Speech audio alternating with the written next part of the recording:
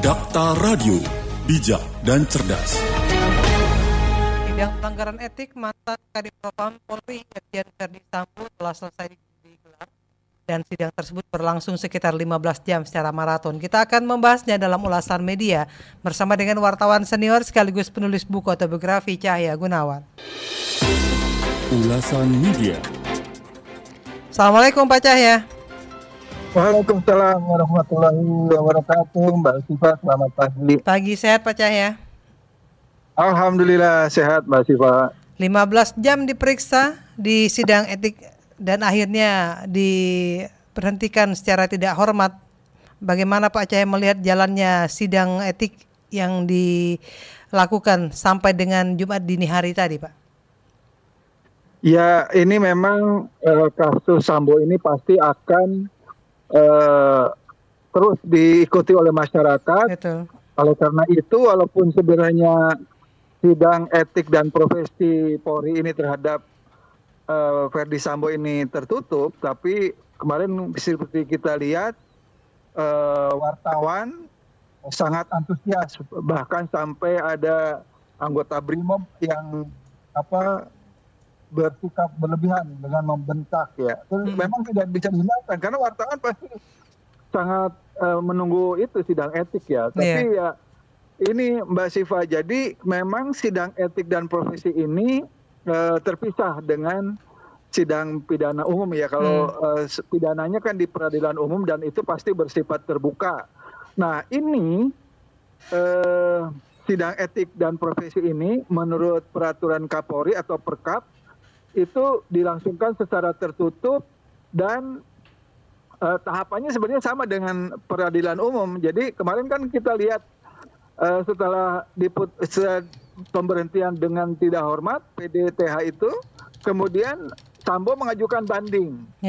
Nah nanti setelah banding ada peninjauan kembali juga gitu. Nah jadi emang sepertinya ini tahapan-tahapan administratif aja. Artinya dengan kesalahan seperti itu agak susah untuk dikabulkan bandingnya atau peninjauan kembalinya. Nantinya tadi saya mendengarkan ulasan dari mantan Kompolnas. Jadi kalau diberhentikan dengan tidak hormat atau PDTH ini, maka nanti ada prosesi pencopotan baju-baju polisi yang dikenakan oleh Sambo.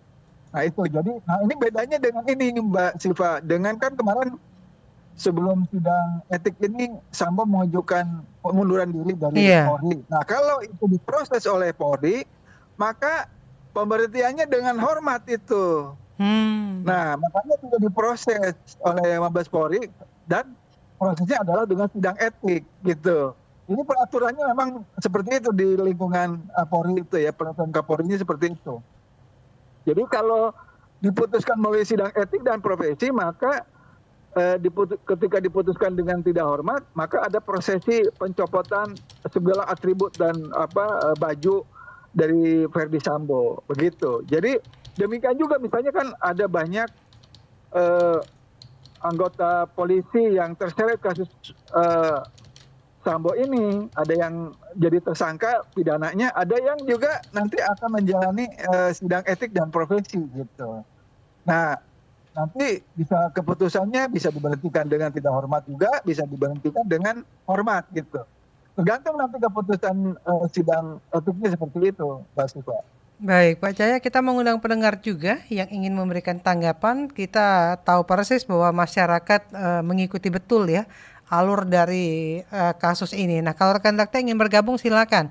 Anda bisa bergabung di 8816363 atau pertanyaan bisa disampaikan melalui WhatsApp ke 0815 107 107. 1 bulan lebih ini energi kita terkuras terkait dengan peristiwa Sambo ini Pak. Tetapi di sisi lain, apakah ini bisa dikatakan bahwa polisi ingin memperlihatkan kepada masyarakat bahwa mereka serius menangani kasus Sambo dengan diadakannya kode etik dan dipecat secara tidak hormat ini?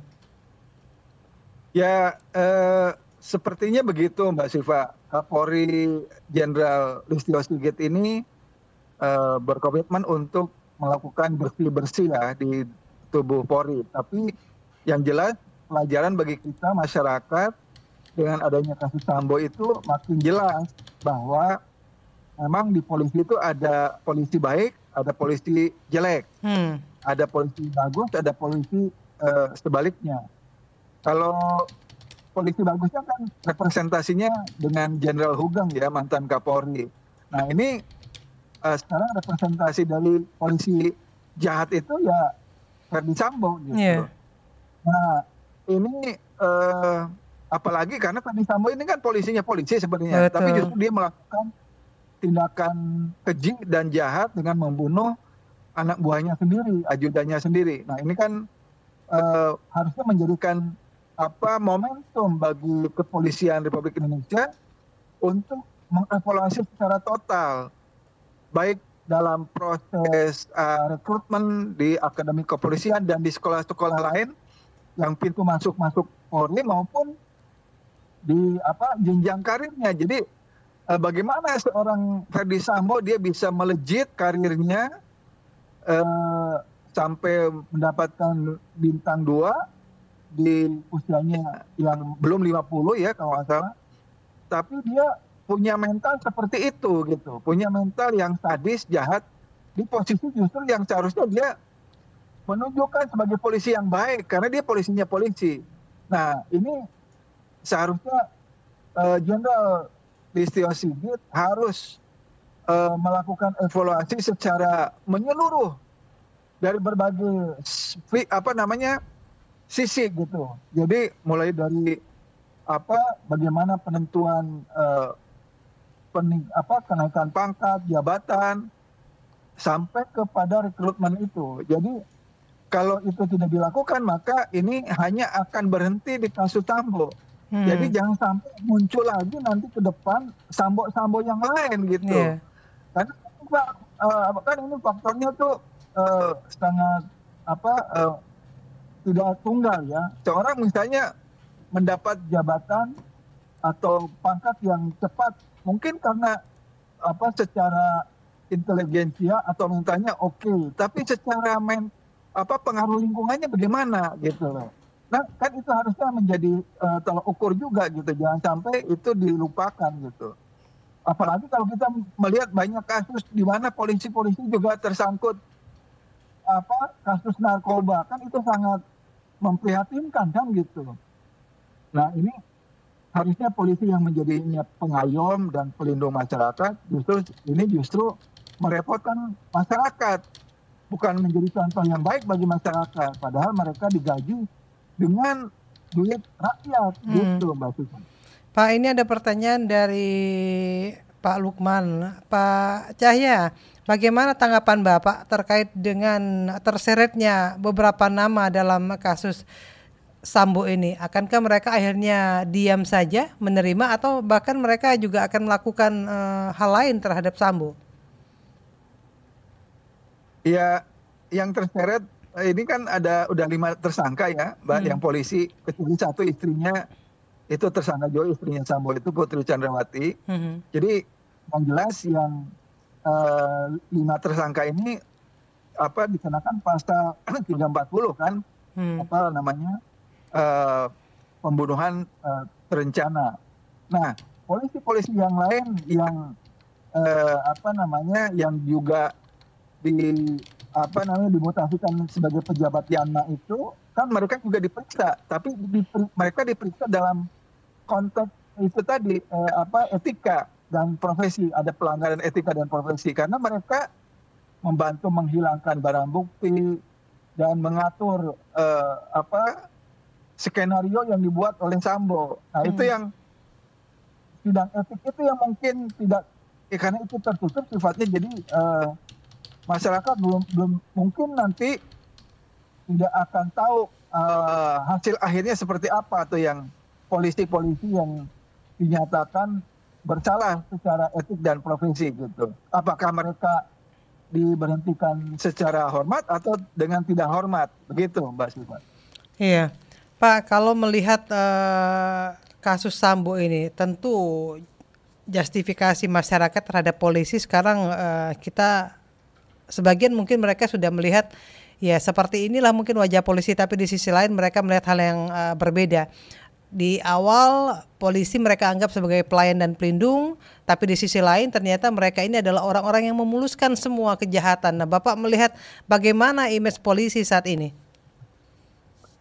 Ya betul Mbak Siva. Jadi memang kasus pembunuhan yang dilakukan oleh Verdi Sambo terhadap Brigadir Joshua ini seharusnya diperluas terhadap pengungkapan kasus-kasus yang terkait dengan apa yang telah dilakukan oleh Verdi Sambo. Misalnya sebagai Ketua Satgasus Merah Putih, dia misalnya